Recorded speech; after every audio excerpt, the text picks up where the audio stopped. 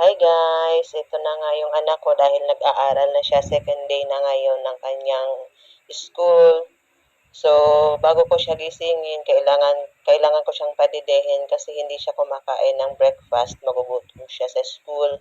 Minsan naman yung baon niya hindi niya kinakain. So, ayan na nga, nakabihis na yung anak ko, ready na for school, sandali lang yan maligo. 5 minutes lang. Pero yung pinapaligo niya, may hot water pa din kasi nga masyado siyang sensitive. Lagi siyang sinisipon, hindi na siya nawala ng sipon. So, ayan, hindi ko pa siya naliliguan ng malamig na tubig. Excited pa siya kasi second day.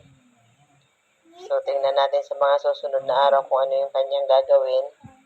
Tuwang-tuwa siya kasi ihatid daw siya namin dalawa.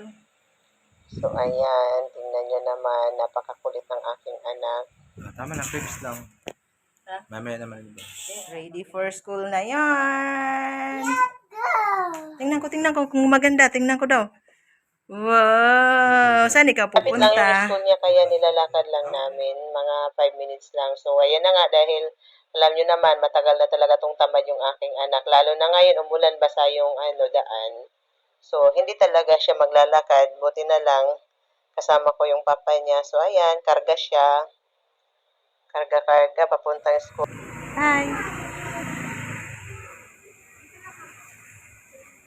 Parehas lang pala sa rin.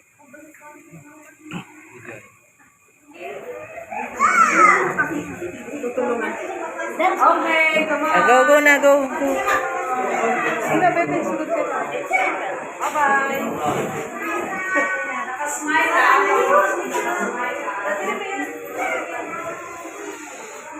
Ay, say the teacher. Tabi.